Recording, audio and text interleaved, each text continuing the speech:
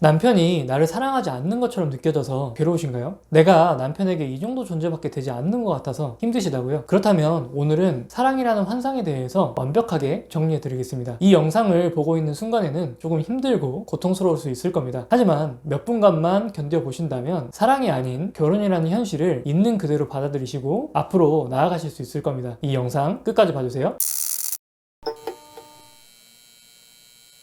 먼저 오늘 영상에서 다룰 사랑에 대한 개념부터 명확하게 하고 넘어가면 좋을 것 같습니다. 사랑이라고 하는 건 눈에 보이지 않는 추상적인 개념이잖아요. 그래서 이 사랑의 개념을 3단계로 나누어준 박사님이 있습니다. 헬렌 피셔라는 사람인데요. 사랑에는 3단계가 있다고 이야기를 합니다. 사람이 만나서 연인 사이로 발전할 때 단계별로 사람의 뇌 활동과 분비하는 호르몬이 달라진다는 것을 알아냈거든요. 그래서 이걸 사랑의 3단계로 나눈 거죠. 첫 번째 단계는 영어로는 lust, 갈망이라는 단계입니다. 이건 단순한 성적 욕구의 단계거든요. 우리가 TV에서 연예인을 보면 눈길 바로 간다거나 하는 그 정도의 단계입니다. 이때는 에스트로겐, 테스토스테론 이런 호르몬들이 자주 분비된다고 하죠. 여기서 관계가 발전하면 어트랙션, 홀림이라는 단계로 넘어갑니다. 소위 말해서 우리가 가슴이 두근거리고 낭만적 사랑을 하는 그런 단계라고 보시면 되거든요. 도파민, 아드레날린, 페닐에티라민 이런 각성을 일으키는 호르몬들이 분비되면서 잠을 많이 자지 않아도 될 정도로 상대에게 빠지게 되는 겁니다. 그리고 마지막 3단계는 어태치먼트, 애착의 단계입니다. 이 단계에서는 이제 더 이상 낭만적인 사랑을 느끼게 만드는 자극적인 호르몬은 분비되지 않습니다. 대신 바소프레신, 옥시토신 같은 호르몬이 분비되면서 서로에게 안정감과 편안함을 많이 더 느끼게 만드는 거죠. 그렇다 보니 연인보다는 친구와 비슷한 느낌을 더 많이 받게 되는 그런 단계라고 보시면 됩니다. 아마 이 사랑의 2단계에서 3단계로 넘어가는 과정이 결혼기간 혹은 연애 기간에 겪는 가장 힘든 과정이 아닐까라는 생각이 듭니다. 왜냐하면 2단계에서 느끼는 행복감, 즐거움 등이 3단계에서 느끼는 안정감과 편안함 이런 감정보다는 훨씬 더 크고 자극적인 감정이기 때문입니다. 그리고 여기서 우리는 진짜 남편의 단점들이 눈에 보이기 시작하고 실망감도 크게 느끼게 될 거예요. 그리고 이때 남편이 나를 사랑하지 않는 것처럼 느껴지기도 하고 남편이 나를 소중하게 대하지 않는 것 같다. 내가 남편에게 이 정도밖에 되지 않는 존재였나? 라는 생각들을 하게 되는 거죠. 그리고 이게 결혼이라는 현실이구나 라는 것들을 느끼게 만드는 그런 단계라고 볼 수 있을 겁니다. 물론 어떤 사람들은 이게 신혼여행이 끝나자마자 올 수도 있는 거고 어떤 분들은 조금 더 늦게 올 수도 있을 겁니다. 다만 누구나 다 이와 비슷한 경험을 할 수밖에 없다는 것은 피할 수 없는 사실인 거죠. 그렇다면 우리는 우리가 현재 사랑의 3단계로 진입했다는 것을 인정해야 합니다. 그럼 실제로 우리가 어떻게 행동하는 게 현실을 인정하게 되는 걸까요? 사랑의 마지막 단계인 3단계는 친구처럼 느껴진 단계다 라는 말씀 드렸습니다. 그렇다면 내가 남편을 어떤 특별한 관계로 생각하는 것이 아니라 진짜 다른 친구들처럼 똑같이 대하고 있는지를 생각해 봐야 될 필요가 있습니다. 여러 가지 측면들이 있겠지만 예시를 하나 들어볼게요. 친구들을 만나다 보면 정말 오래된 친구처럼 편안함을 느끼는 그런 친구도 있지만 어떤 경우는 친해질수록 부담스럽거나 나에게 피해만 끼치게 되는 그런 친구들이 분명히 존재할 겁니다. 그런 친구들은 지금까지 어떻게 대응해 오셨을까요? 아마 거리를 두거나 심지어는 관계를 끊어버린 경우도 있을 겁니다. 그렇다면 만약 남편이 예전에 손절했던 그런 친구처럼 나에게 피해만 끼치는 그런 친구처럼 느껴진다고 한다면 어떨까요? 우리는 이혼까지도 심각하게 고려해 볼 수 있어야 합니다. 그리고 그런 부분에 대해서 단호한 태도와 행동을 일관성 있게 즉시 남편에게 보여줘야 될 필요가 있는 거죠. 필요하다면 남편과 거리도 둬야 되고요. 그런데 만약 우리가 사랑의 2단계에 머물고 싶어하고 아직까지도 남편과 낭만적인 특별한 관계를 계속 기대하고 있다면 어떨까요? 우리는 남편에게 이렇게 말하고 있을 겁니다. 어떻게 나한테 이렇게 할 수가 있어? 나를 사랑한다면 이러면 안 되잖아 라고 말이죠. 남편에게 사랑의 2단계로 돌아와 달라고 애원을 하는 겁니다. 우리가 애원한다고 해서 갑자기 남편에게서 도파민과 페닐에티나민 같은 그런 각성 물질이 나오기 시작을 할까요? 그렇지는 않을 겁니다. 남편은 애원하는 우리가 부담스럽고 피곤하다고 밖에 느껴지지 않을 거예요. 우리를 계속 피하고 도망다니거나 오히려 본인들이 뭘 잘했다고 화를 내기 시작합니다. 어쩌면 우리가 남편의 행동을 참아내는 방식을 선택하고 있을지도 모릅니다. 그래, 부부라고 하는 건 서로 이해하고 노력해야 하는 부분이 있는 거잖아. 어쩔 수 없지. 그래, 이렇게 내가 노력하는 걸 언젠가는 그래도 남편이 조금이라도 알아줄 거야 라고 생각하고 그냥 넘어가는 거죠. 하지만 현실은 그렇지 않습니다. 남편 스스로는 본인이 아내에게 얼마나 큰 고통을 주고 있는지도 모를 거예요. 그렇게 우리는 결혼 생활 내내 억울할 수밖에 없고 손해를 감수하면서 살 수밖에 없게 되는 거죠. 하지만 현실을 인정하고 남편과 나는 이제 친구와 크게 다른 사이가 아니라는 것을 인정하게 되면 어떻게 될까요? 남편의 잘못된 행동이 있다면 단호하게 할 수 있을 겁니다. 남편 또한 우리와의 관계를 유지하고 싶다면 조금씩 수정해 나가겠죠. 그럼에도 불구하고 남편이 고치지 않는다고 한다면 이혼을 선택해 보거나 남편과의 정서적인 거리를 더 멀리 할 수도 있는 거고요. 물론 이혼이라는 게 쉽지 않은 결정이라는 걸 압니다. 그리고 부부로 만났는데 남처럼 지내는 것도 쉬운 일은 아닐 거예요. 다만 그렇다고 해서 우리가 기대했던 낭만적인 사랑의 관계를 계속 남편에게 애원하거나 기다린다고 해서 문제는 해결되지가 않습니다. 차라리 차라리 친구 관계 정도로 현실적으로 생각할 수 있고, 원한다면 손절해버릴 수도 있고, 남처럼 거리를 둬도 된다고 생각할 수 있을 때 오히려 남편과의 관계에서 끌려다니지 않고 대등한 관계를 유지하게 됩니다. 오히려 그런 모습을 보일 때 남편이 아쉬우면 중간중간 낭만적인 상호작용도 가능할 거고요. 오늘 내용 어떠셨나요? 영화나 드라마에서 보는 멋지고 낭만적인 남자로서 남편을 기대하는 것이 아니라 오늘부터는 같이 룸메이트로 살게 된 친구 정도다, 이렇게 생각하고 행동해 보실 수 있을까요? 정말 그렇게 마음 먹고 행동할 수 있다면 생각보다 많은 측면에서 남편에게 얻을 수 있는 것들이 많아질 겁니다. 남편이 우리를 더 이상 부담스러워 하지도 않을 거고요. 더 이상 우리를 무시할 수도 없게 될 겁니다. 그리고 그만큼 남편이 우리를 필요로 한다면 남편이 알아서 사랑하고 있다는 신호를 주기 시작할 수도 있는 거예요.